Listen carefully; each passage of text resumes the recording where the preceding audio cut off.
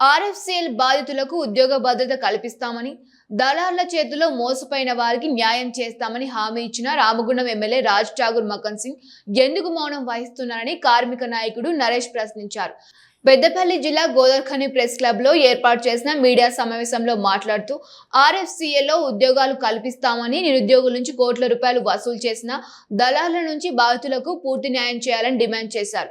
గత పాలకులతో కుమ్మక్కై బాధితుల డబ్బులతో కొనుగోలు చేసిన భూములకు హైదరాబాద్ కు చెందిన పార్టీకి డిటిసిపి లేఅవుట్ అనుమతులు ఇప్పించి కార్మికుల నోట్లో మట్టి కొట్టారని ఆరోపించారు. కానీ ఊరుకునేది లేదు. రేపు ప్రభుత్వం వచ్చిన తర్వాత దీని మీద సమగ్ర విచారణ జరిపిస్తాం. ఎవరెవరైతే మోసం చేసినా వాళ్ళ ఆస్తులు జప్తు చేస్తాం. ఆ నష్టపోయిన వాళ్ళందరికీ కూడా ఖచ్చితంగా వారి డబ్బు వాళ్ళకి ఇప్పిస్తాం. ఇది మా మాట, మా ధ్యేయం కూడా. కాంగ్రెస్ పార్టీ అనౌన్స్ చేసిన అంతా కూడా ఎమ్మెల్యే, సాక్షాత్తు ఎమ్మెల్యే గారే కార్మికుల యొక్క ఆశలను, వాళ్ళ నమ్మకాన్ని ఇవాళ తాకట్టు పెట్టి ఏదైతే ఆస్తులు జప్తు చేసి కార్మికులకు న్యాయం చేస్తా అన్నారు. అయ్యా మీరు న్యాయం చేస్తా అన్నారు కదని చెప్పి మా వాళ్ళు కొద్దిమంది పోయి అడిగితే బాధితులు లేనేలేరు, బాధితులను పట్టుకొని వస్తే మేము న్యాయం చేస్తానని మాట్లాడిండ్రు. మేము గత నెలలో ప్రెస్ మీట్ పెట్టి అయ్యా బాధితులకు ఇంతమంది ఉన్నారు, ఇది కథ న్యాయం చేయండి అంటే నిమ్మకు నీరెత్తిన విధంగా ఉండి గత పాలకులతోటి కుమ్మక్కయ్యి ఇవాళ హైదరాబాద్ పార్టీకి భూమినంతా దారాదత్తం చేసి కార్మికుల నోట్లో మట్టి కొట్టడానికి మీరు ఇలా తెరలేపిండ్రు.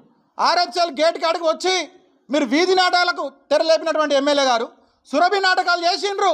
ఇవాళ మంత్రి గారు, గౌరవ మంత్రి గారు, ఎమ్మెల్యే గారు, గౌరవ మేయర్ గారు, డిప్యూటీ మేయర్ గారు, కార్పొరేటర్లు, సర్పంచులు ఇవందరూ కాకుండా కొంతమంది పొట్టగంజి కైకిలు గాళ్ళు పెట్టుకొని ఇవాళ ఆర్ఎఫ్సిఎల్ కాడి గేట్ కాడికి వచ్చి నేను ఆ రోజు ఇచ్చినటువంటి మాట ఇవాళ నేను నిర్వర్తించుకుంటా, ఆర్ఎఫ్సిఎల్ బాధితులందరూ కూడా న్యాయం చేస్తాను ఒక్క మాట కూడా మీరు మాట్లాడలేకపోయినరే.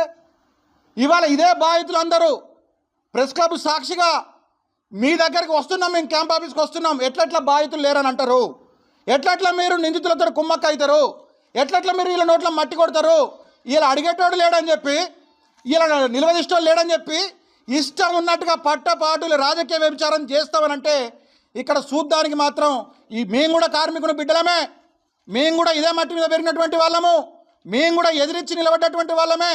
ఎవరైతే నాశనం చేద్దామని కార్మికులను కుట్రలు మన్నినరో ఆ కార్మికులే వాళ్ళను బొందబెట్టినటువంటి నేల, చరిత్ర కలిగిన నేలలో మీకు ఇవాళ బాధితుల లిస్టు ఇక మొదటి విడతగా లిస్టుగా, మొదటి విడత 100 మందితోటి మొదటి విడత లిస్టు, ఇందులో రెండో విడత కూడా ఉన్నది.